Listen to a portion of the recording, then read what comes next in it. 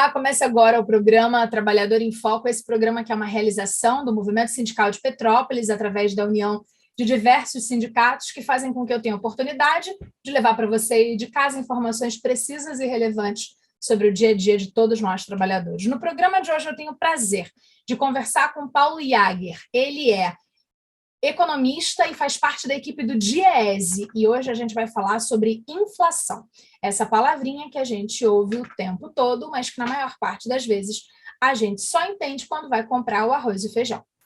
Paulo, seja muito bem-vindo, é um imenso prazer de verdade conversar com você mais uma vez aqui no programa. Prazer é meu, uma satisfação estar aqui com você e poder falar com você e com as pessoas que assistem esse programa, que eu imagino que sejam muitas. Ai, tomara que sejam muitas para entenderem de outra forma as coisas que a gente traz para cá. Vamos começar pelo básico, afinal de contas, o que é inflação e como é que ela é calculada? Inflação é definida como uma alta, generalizada e contínua de preços. Ou seja, para a gente considerar que existe um processo inflacionário, a gente tem que perceber que tem muitos preços de diferentes produtos aumentando, certo, e aumentando de maneira continuada ao longo do tempo. Isso é que caracteriza um processo inflacionário. Como é que é medida a inflação? No caso da inflação ao consumidor, que é aquilo que nos interessa mais, porque você tem também altas de preços que são cobrados de uma empresa para outra. E não é isso que o índice como o INPC, por exemplo, o IPCA medem. Eles medem os preços ao consumidor final, os preços dos produtos que as famílias consomem para o seu dia a dia. certo. Então, para fazer a medição da variação desses preços, porque é isso que as medidas de inflação fazem, medir a alta dos preços ou a baixa, às vezes acontece, você tem que ter previamente uma pesquisa que a gente chama de pesquisa de orçamentos familiares, para saber o que as pessoas consomem, onde elas consomem e quanto elas consomem de cada um dos produtos que compõem o orçamento das famílias. Típico. Então, você faz uma pesquisa junto à população, que vai ser o alvo da pesquisa. No caso do Brasil, no caso do INPC, a pesquisa é feita em 16 regiões do país, entre regiões metropolitanas e capitais. É feita durante um bom tempo e você fica acompanhando o que as famílias consomem, em que elas gastam, quanto que elas gastam. Isso gera, para a pesquisa de preços, uma estrutura de consumo e de pesos de cada item no orçamento das famílias. Então, quando você tem isso feito, você vai a campo para começar a coletar os preços desses produtos que compõem essa estrutura de orçamento familiar, a cesta de consumos que a gente chama. Perfeito. Pega no mês seguinte e compara. Compara a variação de cada preço desse e pondera essa variação pelo peso que cada produto tem no orçamento das famílias. Tem um preço de um produto que pesa pouco no orçamento das famílias e ele tem uma variação muito grande, vai fazer pouca diferença no gasto total da família. E, às vezes, o preço de um produto que pesa muito no orçamento das famílias, como, por exemplo, energia elétrica ou transporte público, tem um peso importante. Às vezes ele tem uma variação menor, mas como ele tem um peso muito grande, ele faz muita diferença no total dos gastos da família no final do mês. Então, a medição da inflação é basicamente isso, é acompanhar centenas de itens de consumo das famílias em milhares de preços, porque são em diversos locais de coleta onde as pessoas costumam comprar esses produtos, mensalmente comparar um mês com o outro e ver se, na média, subiu ou caiu. E aí, só para complementar uma coisa que é importante, é essa palavra que eu utilizei, na média. A inflação a medida da inflação é uma grande média, imagina, nacional. Então, do ponto de vista geográfico, você capta nessas 16 regiões que eu mencionei, Belém, Porto Alegre, Rio de Janeiro, você capta os preços e pondera pelo peso da população de cada lugar no total da população do país e chega a uma média nacional. É média nesse sentido. E é média também porque você pega orçamentos de diversas famílias, famílias que ganham mais, famílias que ganham menos, famílias que consomem culturalmente mais um produto e menos de outro, e faz também uma grande média, e por isso que às vezes as pessoas veem a variação dos preços e não se percebem muito próximas daquela variação ali, porque não,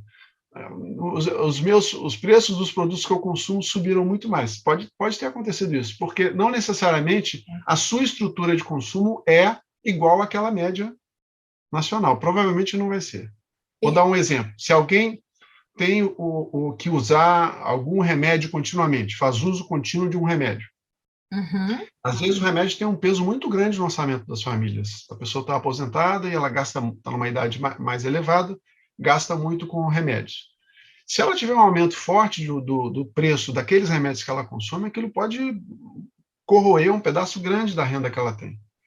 Na inflação em geral, aquilo vai pesar, mas não vai pesar como vai pesar para aquela família ali, para aquela pessoa. Por isso é que é preciso considerar isso. É uma grande média, é uma aproximação. É por isso que, às vezes, por exemplo, se a gente for falar agora, o momento que a gente está vivendo, início do ano de 2021, 2022, a sensação que eu ainda estou no ano passado, isso não virou nada, né? Nos perdemos no tempo. Né? Já perdi totalmente. E aí, nesse momento que a gente está vivendo, a gente olha para a televisão, assiste o Jornal Nacional e vê assim, 10, qualquer coisa de inflação. Mas o café aumentou 50%. Aí eu, Carla, vou lá no mercado e no ano passado pagava R$2 o quilo do tomate. E agora ele está 10, então 5 vezes mais de aumento. Mas a inflação não era 10%, então 10% tinha que ter ido de R$2 para R$2,20. Só que não, é isso, porque é a média nacional da cesta de produtos. Agora a gente acha que conseguiu entender. E aí tem referência, né? Quanto de café que eu bebo muda a realidade daqui de casa e do trabalhador, o quanto de tomate eu como, o quanto, nossa, se eu sou vegetariana é uma outra realidade, e aí vai nessa coisa da cesta. E aí acho que a gente conseguiu entender. E além disso, você também consome... Desculpa te interromper, Não. Mas é importante dizer, além disso, você consome outros produtos. Tem produtos que você consome uma vez a cada anos. Você compra uma geladeira de vez em quando estraga, dura alguns anos. Sim. Você compra um par de sapatos uma vez por ano, ou uma vez a cada 2 anos, depende da pessoa, ou 2 vezes por ano. Então, esses preços também são considerados no índice de preços. E não necessariamente esses produtos tiveram esse aumento de preços explosivo que tiveram os alimentos. Os alimentos nos chamam muita atenção porque são produtos com os quais a gente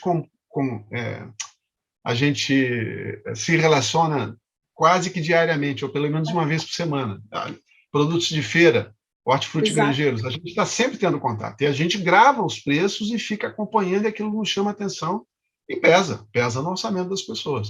Mas essa média grande que eu mencionei, no caso do INPC, inclusive, o orçamento considerado é para famílias de até 5, entre 1 e 5 salários mínimos. Então, para esse conjunto, para esse perfil... De 1.100, hoje, né? Quer dizer, 1.200 até R$6.000.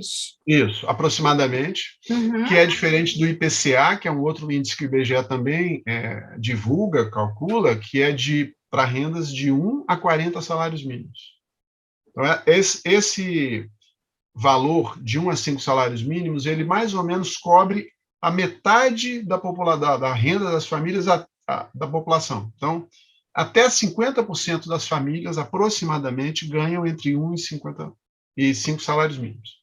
Então, o INPC é mais próximo, reflete melhor a variação do custo de vida das famílias que têm renda mais baixa. O IPCA, não, ele já pega de 1 a 40. Então, ele inclui, por exemplo, o preço do automóvel, preço de produtos, viagens ao exterior, preço de produtos que a população de renda mais baixa até consome, mas consome numa proporção menor. Perfeito. Só para você aí de casa começar a se acostumar com siglas e perceber melhor, o Paulo falou algumas vezes INPC, que significa Índice Nacional de Preços ao Consumidor, que é calculado pelo IBGE, que é o Instituto Brasileiro de Geografia e Estatística. Aquele que a gente ouviu outro dia desse, que teve diminuição na equipe e tal, não sei o que, um monte de coisa assim. ou seja, porque as pessoas lá no fundo do governo federal nem querem que a gente saiba tanto direito qual é o índice dessas coisas, ok? Só para dar uma situada, e aí a gente vai continuar. E aí a questão é a seguinte, o Diese produziu uma nota técnica, que é um estudo a respeito de inflação. E nessa nota técnica, que eu li com muito cuidado, com muita atenção para estar conversando com o Paulo aqui, tem algumas coisas que me assustaram e que talvez você não saiba e que eu acho que é importante a gente aprender um pouquinho, né? A gente agora chegou na inflação que passou a casa dos 10%. E desde quando que esse índice de inflação no Brasil não ultrapassava esse valor, Paulo? E eu queria também entender qual é a relação desse aumento da inflação, que foi calculada lá pelo INPC, com as políticas adotadas pelo nosso governo federal. Porque, pelo que eu entendi na nota técnica, não funciona assim. O mercado vai andando sozinho, o mundo vai andando sozinho, e aí a inflação aumentou porque aumentou. Não, existem motivos para a inflação ter aumentado. E eu queria que a gente entendesse um pouquinho disso. Tá. A gente, depois da adoção do Plano Real, a gente vem tendo estruturalmente uma queda nas taxas de inflação, isso é muito bom. Isso protege a renda real das famílias, dos trabalhadores, que são os mais prejudicados. Porque os trabalhadores, quando conseguem, eles só conseguem recompor o poder de compra da sua renda, do seu rendimento, na sua database. Ou quando o salário mínimo é corrigido para aqueles trabalhadores que ganham com base no salário mínimo. Certo. E quem reajusta preço, se tiver poder de mercado, pode reajustar todos os dias, está sempre recompondo a sua própria renda. Um produtor que tem esse poder de mercado, ou tem algum tipo de monopólio, seja por que situação for. Então, a inflação não é boa para o conjunto da população. Favorece alguns, mas para o conjunto da população, não. Então, nós tivemos 2 repiques da inflação na virada de 2002 para 2003, depois de 2015 para 2016. Certo. Que fizeram com que a inflação atingisse patamares mais altos, mas ela vem caindo e vinha caindo até 2, 3 anos atrás. Uhum. E agora, nesse período recente, como você mencionou, ultrapassou a casa de 10% de novo, que é uma taxa muito alta. Muito alta. Tem havido uma alta de preços em nível internacional, associada basicamente a 2 razões. Primeiro, a gente teve o impacto da queda dos preços em nível internacional quando eclodiu a pandemia, no início de 2020. Mas logo em seguida, a atividade econômica passou a ser retomada novamente, especialmente em alguns países que conseguiram se proteger mais da pandemia, como é o caso da China, que é uma grande importadora de matérias-primas de outros países, especialmente do Brasil. Isso fez com que os preços voltassem a crescer e crescer de maneira forte no mercado internacional, especialmente os preços do que a gente chama de commodities, minerais e agrícolas. Soja, a gente fala que tem petróleo. Gente que ficou muito rico na pandemia. Muita gente ficou muito rica na pandemia e o conjunto das populações ficou ainda mais pobre, porque houve uma transferência de renda aí, que é uma outra coisa que depois a gente pode conversar, que é a não neutralidade da inflação. Perfeito, volta lá. Só para eu saber, assim, teve gente que ficou muito rica na pandemia. Teve. Sim, ainda mais, ainda mais. O grau de concentração de renda aumentou, né? Porque nesses momentos de confusão na economia, são momentos em que aqueles que têm a oportunidade de avançar sobre a renda dos outros avançam. E às vezes a gente nem percebe que isso está acontecendo, ou como isso está acontecendo. Então, a alta de preços de commodity, e além disso, a pandemia, por ter paralisado alguns setores de produção, ela também criou problemas nas cadeias produtivas de vários produtos que são produzidos com peças que provém de várias regiões do mundo, e se você tem algum gargalo, alguma falta de algum fornecedor para alguma peça que é fundamental para a produção daquele produto, como era o caso dos chips, lá dos semicondutores, que começou a faltar em vários lugares, você começa a ter quebra na produção. E aí, ao ter quebra na produção, você reduz a oferta desses produtos, no caso dos automóveis, e a pressão da demanda faz com que os preços tendam a aumentar. Então, você tem essa pressão de aumento de preços em nível internacional, porém, é importante dizer que aqui no Brasil, a inflação subiu muito mais do que essa alta que a gente está verificando em outros países. 5%, 6%, que para eles é uma inflação muito alta, para qualquer lugar, uma inflação alta. Mas a nossa inflação ultrapassou 10, na verdade chegou a bater em 11, agora que refluiu para 10. 11% acumulado em 12 meses. Então, tem uma razão internacional, mas tem algo que é específico do Brasil e que está relacionado, como você mencionou, às políticas que o governo federal vem adotando. O governo federal tem como orientação geral a ideia de que você não deve interferir na economia, deixa que o mercado resolva. Essa é a orientação geral. E a aplicação prática disso significa deixar ao Deus dará a formação de preços que são preços estratégicos na nossa economia. Então, o governo federal é fortemente responsável pela desvalorização cambial que aconteceu no Brasil. O dólar teve uma max desvalorização, melhor dizendo, o real teve uma max desvalorização, o dólar se valorizou frente ao real, mais de 30%. E isso, associado ao aumento de preços de alguns produtos em nível internacional, estimula os exportadores brasileiros, porque eles vão ganhar em reais muito mais. Porque o preço está subindo em dólar e porque o preço também está subindo em reais, dado que o câmbio teve essa desvalorização. Então, se eu vendia 100 dólares e ganhava 430 reais, agora eu vendo os mesmos 100 dólares em produtos e ganho 560 reais. Então, eu tenho, do ponto de vista da minha renda aqui em reais, considerando que boa parte dos meus custos de produção também são em reais, eu tenho um ganho extraordinário. Então, isso é um estímulo para a exportação e reduz a oferta desse produto no mercado interno. Vale mais a pena vender para fora do que vender para cá. E aí, vê se é isso. Como vale mais a pena vender para fora, eu prefiro mandar a carne para a China em vez de ficar com a carne aqui. Aí a carne daqui fica mais cara. Exatamente isso. Perfeito. Então, taxa de câmbio. O governo tem responsabilidade sobre isso. O ministro da Economia, inclusive, deu várias declarações dizendo que achava bom a desvalorização do real frente ao dólar. Ele chegou a fazer gracinhas do tipo empregada doméstica viajando para Disney. Como é que isso pode acontecer? Viaja aqui dentro do Brasil. Então, o dólar mais caro não tem problema. Ele ganha em dólar, né? Porque ele está com as aplicações dele no exterior, como se percebeu depois. Além disso, um outro preço estratégico na formação do conjunto dos preços da economia, o preço dos combustíveis. De novo, a responsabilidade do governo, porque a Petrobras, desde 2016, quando houve o golpe de Estado e Temer assumiu, o Pedro Parente foi para presidir a Petrobras e ele mudou a política de preço da Petrobras e passou a vincular os preços dos derivados, gasolina, diesel, gás de botijão, ao preço internacional. Independentemente do fato de que a Petrobras é capaz de produzir internamente a um custo muito mais baixo e poderia vender a um preço mais baixo, como ela fazia antes, e ainda assim ter resultados positivos para poder investir, etc. Aqui no programa Trabalhador em Foco, tive o prazer de entrevistar 2 pessoas para falar de gasolina, de combustível. Conversei com Vadir Damous, que fez um olhar mais político, e com o do Diese, que tem um nome difícil. Cloviomar Carariri.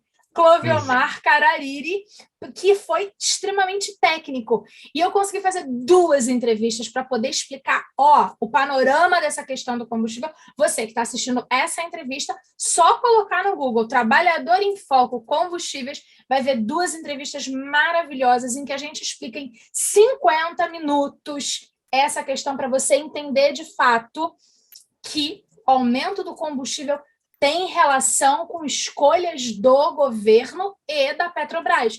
E da Petrobras, que está sendo agora gerida por pessoas indicadas pelo governo. Então, fica muito ali em casa mesmo. Ótimo. Então, tem esse fator, não vou me alongar sobre isso, já que vocês fizeram essas conversas. Recomendo também que vocês vejam essas entrevistas.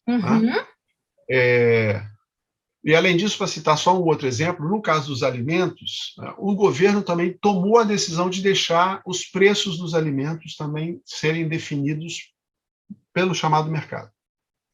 Então, o governo zerou os estoques reguladores. A política de preços mínimos e de estoques reguladores é uma política clássica, adotada em diversos países, porque esses são preços muito sensíveis. Arroz, feijão, isso não pode faltar. E faltar não é só ter menos produto, faltar significa também ter um preço muito alto, porque a pessoa não pode comprar, é como se estivesse Falta faltando do para ela, mesmo né? jeito. Falta do mesmo jeito. A população tem que ter acesso a isso. A população, em geral, ganha muito pouco no Brasil. Então, o que o governo tradicionalmente deveria fazer e deixou de fazer? Também por uma decisão, por uma escolha. Manter estoques em armazéns públicos desses produtos que são não perecíveis para, quando os preços de mercado tiverem uma alta muito forte, o governo entrar vendendo parte desses estoques para aumentar a oferta e equilibrar um pouco aí o jogo do ponto de vista do consumidor. E o contrário, quando os preços estiverem muito baixos, porque houve um excesso de oferta, o governo entrar comprando dos produtores para abastecer esses estoques e evitar que os preços caiam muito, para os produtores não serem prejudicados. E Isso não é uma política desistirem de produzir. exato, e de plantarem para o ano seguinte, Uhum. Não pode faltar, essas coisas são essenciais. E o governo, de novo, essa orientação geral de que o mercado aqui resolve, abandonou essa política. Então, chegou uma hora que você não tinha arroz suficientemente e ainda tinha o atrativo de poder vender o arroz para o exterior, porque o preço subiu lá fora também, porque houve a desvalorização do câmbio. Então, são escolhas do governo, e eu só queria chamar a atenção para uma coisa que eu acho importante, é que quando o governo toma essas decisões, que supostamente são decisões de sair de cena e deixar o mercado, ele está dizendo o seguinte: olha, o conjunto da sociedade perde, especialmente os mais pobres, mas vai ter alguém que vai ganhar com isso, porque aqueles produtores que estão aumentando esses preços, eles estão aumentando a sua renda. Então, os produtores de arroz, os grandes, estou falando dos grandes, os que fazem as grandes transações, os Não produtores de estamos falando do carne. seu João que Não, vende não, 10 sacas de arroz ali dentro da sua exato. própria Não, comunidade. não. Estamos falando do agronegócio, Isso, não é exatamente. isso? Eu estou falando de JBS. A JBS teve uma valorização das suas ações de mais de 300% de 2019 até agora. Ela triplicou o valor de mercado dela. Nós estamos falando da Petrobras e dos seus acionistas, que não é só o governo, a maior parte das ações que dão direito a receber parte dos lucros estão na mão da iniciativa privada brasileira E do e exterior. internacional, estrangeira. Tem muito Então, a gente investidor ainda está estrangeiro. mandando o dinheiro da Petrobras mais para fora quando decide pagar mais os acionistas. É Exato. Quando a isso. gente paga uma gasolina a R$ 7 o litro, a gente está alimentando, na verdade, a toda a sociedade brasileira está pagando para a Petrobras distribuir dezenas de bilhões de reais para esses acionistas. Essa é a escolha. É uma escolha do governo de quem vai ganhar e de quem vai perder. Eu acho que são esses os fatores mais importantes que mostram isso, que a política econômica privilegia, quando ela diz que ela não interfere, ela está dizendo o seguinte: vença o mais forte. E isso não pode acontecer numa sociedade, numa economia, porque isso traz problema para o conjunto da população. Você tem empresas cada vez maiores, com mais poder, e a tendência é que elas cresçam ainda mais, e em detrimento dos interesses de dezenas de milhões de pessoas. O governo deveria, entre outras coisas, interferir nisso. Não para ficar regulando o preço do alface, mas o preço do combustível, estoques de arroz, estoques de feijão, coisas dessa, preço da energia elétrica, do gás de botijão, o governo tem que fazer isso. Na nota técnica produzida pelo Diese, vocês falam que a elevação desses preços tem muito a ver com 3 grupos de itens que compõem esses orçamentos familiares: alimentação e bebidas, transporte e habitação. Essa é a última questão do programa de hoje. Eu vou tentar um horário na sua agenda para a gente continuar. Esses seriam talvez os itens que o governo deveria prestar mais atenção e interferir de alguma forma dessas que você começou a falar aqui, para que a maior parte da população, que é o pobre, o classe C, o classe D, aquele que é trabalhador, assalariado, não fosse prejudicado com essa volatilidade, com esse aumento toda hora e com a inflação? É isso? Sim, dentro dos preços de habitação, você tem centenas de itens, né? Desde comprar uma lâmpada até contratar alguém para fazer, um eletricista para fazer a manutenção da sua casa, mas você tem alguns itens que são mais relevantes, como é o caso da energia elétrica residencial. Então, esse é um preço muito importante para ficar solto, deixar que o mercado resolva.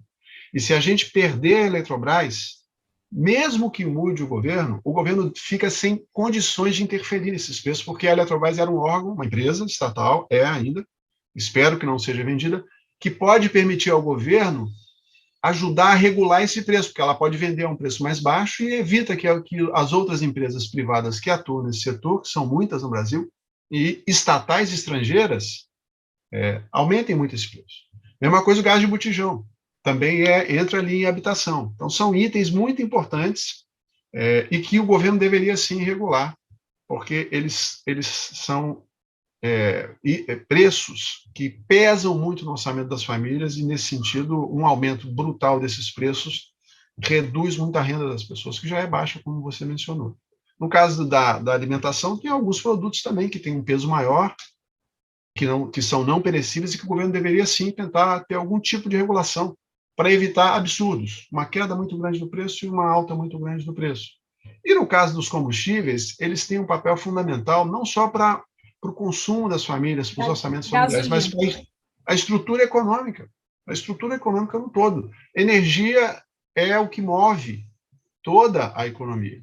Se você tem uma alta muito grande desses preços, você vai pressionar os custos de produção em geral, e isso pode depois levar a custos, aumento de preços ao consumidor. Então, você cria uma espiral inflacionária, e o Brasil não precisa de fazer isso, porque o Brasil tem reserva de petróleo, o Brasil consegue produzir o petróleo mais do que suficiente para o seu consumo e tem condições de refinar a maior parte do petróleo que consome, dos derivados que consome. Então, nós podíamos ter preços muito diferentes do que esses que estão sendo praticados, que são preços de país que não tem petróleo e que tem que aceitar o preço internacional. Nós não precisaríamos disso. Seria, mais uma vez, uma escolha. Paulo, muitíssimo agradecida por tudo que você compartilhou com a gente. Vou, assim que acabar o programa, tentar um horário na sua agenda para a gente continuar falando, porque tem coisas na nota técnica que foi um trabalho muito minucioso, bem interessante para a gente compartilhar com o nosso telespectador de Petrópolis. Mais uma vez, agradecida pelo compartilhar. Isso é muito importante para nós daqui. Eu que agradeço a oportunidade e aproveito para convidar todos que procurem ler a nota. Procurem ler a nota, que vale a pena. A gente fala de outros aspectos também, o impacto que isso tem nos salários das pessoas e os prejuízos que isso traz, por exemplo, para os trabalhadores em geral, né? Então, nós estamos vivendo um brutal processo de transferência de renda silenciosa, é quase que um furto, porque está sendo subtraída a renda de alguns e, de outro lado, tem outros que estão ganhando, como você disse no início do programa, muito. Então, já eram milionários, bilionários, e estão ficando ainda mais. Alguns estão se tornando, inclusive, trilionários, que era uma coisa impensável. O que é 1 trilhão? A gente não consegue nem imaginar o que é isso. Não sei. Não sei nem para que serve tanto dinheiro. A inflação acirra o conflito distributivo e o governo tem muita responsabilidade sobre isso. Maravilha. Obrigada de verdade, foi um imenso prazer. Obrigada a você de casa que ficou com a gente, espero que tenha sido elucidativo. Continua, acessa no YouTube, vai lá assistir os 2 programas dos combustíveis para você entender um pouco mais sobre toda essa questão e que tudo está, de uma forma ou outra, muito conectado numa engrenagem. Um abraço grande e até o próximo programa. Tchau, tchau.